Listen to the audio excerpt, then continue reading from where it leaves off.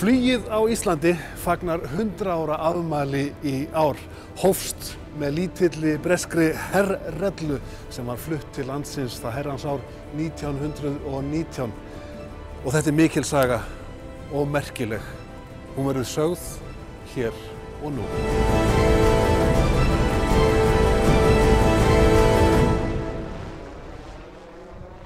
Fyrsta vélin keypt frá Danmörku 1919 og flýgur í Vatnsmýrinni 3. september frumleitið af danskum flugmanni hélt Faber.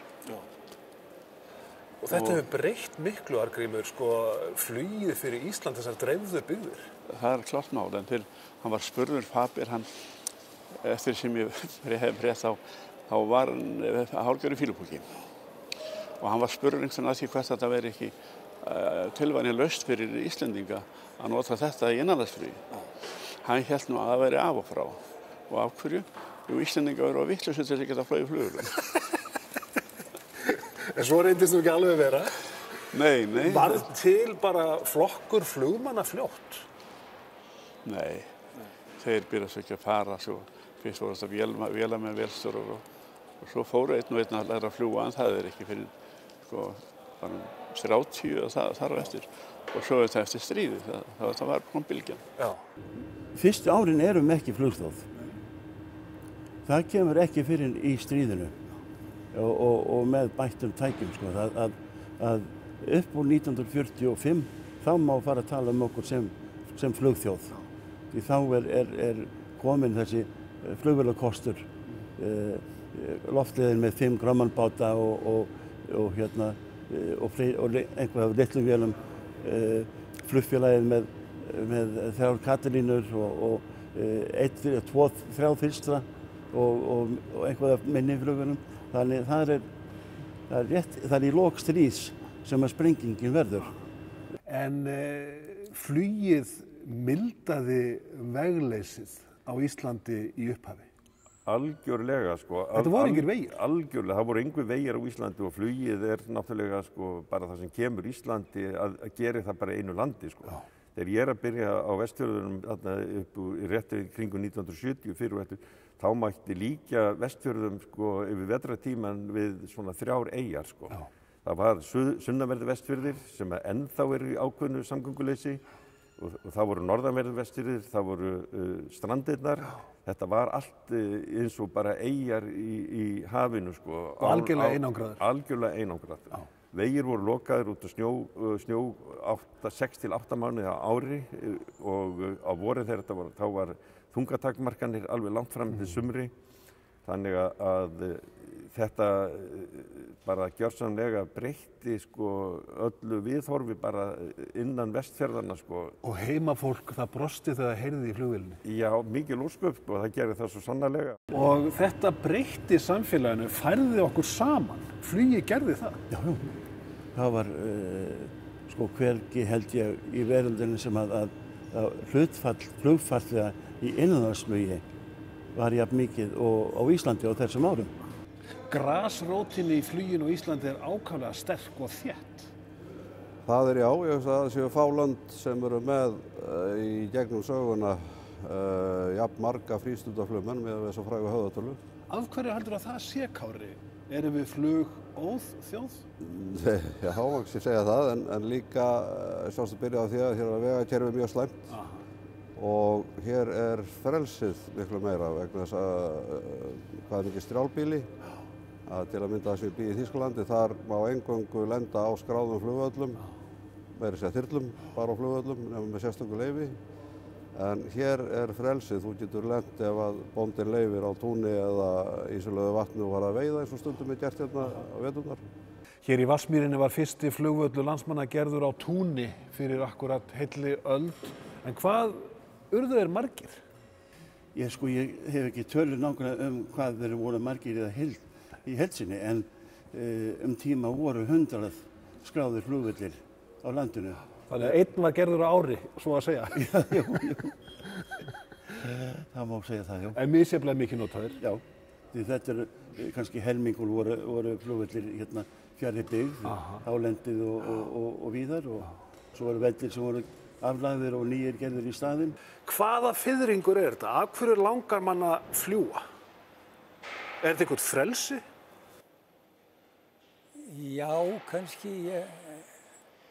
Ég veit ekki, ég bara fæddist með þessa dellu og held að ég hafi verið þýskur orrustuflugmaður sem var skotið niður í fyrra lífi í seinni heimsstyrjöldinni. Já, það er ekkert öðruvísi. Já, ég held það svona. Já. Til að halda eitthvað. Já. En ég man bara ekki eftir mér öðruvísi. Hver er galdurinn? Hvað þarf maður til að verða góður flugmaður? Hvaða kunnáttu er mikilvægust?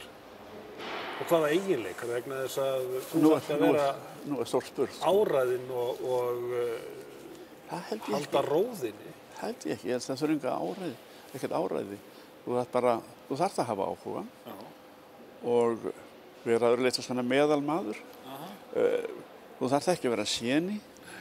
Þá er líflega, ég vil segja, sagði einhvern tímann að ég vildi heldur hafa svona mann vil hinn á mér, svona meðal mann sem væri með svona sæmilega skópskegg, heldur en tvei vikla séni. Er góður flugmaður hræddur flugmaður?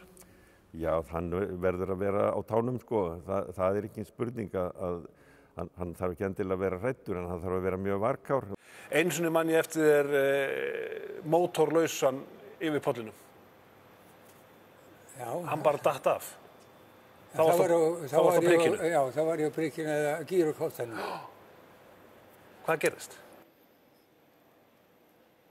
Já, ég hafði náttúrulega keypt hann af öðrum manneskjum sem ég í Reykjavík og breytt honum svo. Hann hét Bensin B7, ég breytt hann upp í B8 sem var töluvert fullkomnari. Og öðruvísi mörgu leyti en það var sami hreyfillinn og svona. Og svo er ég bara að fljúga til suðurs og er að nálgast hérna völlinn. Þegar að ég heyri einhver hvell og kemur hnykkur á vélina og ég sem hafði verið að fljúga í norður var fann að fljúga, í suður var fann að fljúga til norðurs með frábrautinni. Þetta bara skeði í einu augnabliki og ég leit svona aftur fyrir mig og niður og sé þá eftir mótornum. Hann er á leiðinni til jarðar, eldrauður og í gangi aldrei þess vant. Þú sjálfur hefur átt farsæla flugaði en lent að vísu í einu alvarlegu slysi. Ég hef lent í vondu slysi og það hefur mjög, ég var svo hættur að fljúga atvinnuflug þá. Og það hafði bæði líkamlega og andlega áhrif. Til að ég var vanur að vera á þessari vél fyrir aftan með þessari fástu að fljúga listflug, stundaði læriði listflug og svona. En svo ástríða, hún fór. Kári, þú ert þessi dæmigerði flugdellumaður. Flugmaður, flugkennari, flugumferðarstjóri, kant á allar rellur, svifflug, fisið. Ertu að læra á þyrlu núna á gamals aldri, ef svo má segja? Já, stendur til í sumarið. Hvað er þetta? Hver er þessi della? Þetta hefur verið kallað bara baktería. Þannig að ég hallast aðeins sem frekar vírus, því að það er hægt að glíma við bakteríur en ekki vírusar. Ég veit ekki, þetta er eitthvað bæði eins og þess í mínum huga þá er svifdrekaflug það allra ánægjulegasta og skemmtilegasta flug sem til er. Og það er þá eins og í byrjun þá var þetta líka adrenalínið og velíðaninn, maður hugsaði stundum eins og maður var að pröfufljúga einhverju nýsmíðuðu dóti og áður maður gaf í þá hugsaði maður hvern andskotan er ég að gera hérna. En svo var svona algjör velíðan á eftir þegar þetta slapp maður tók misgálar ákvarðanir stundum og lendi nú í brotlendi upp á Langjökli meðal annars á mótorsveitarreka. En einhvern veginn þá er þetta eitthvað sem bara, ef þú færið þetta í þig, þá fer það ekkert aftur.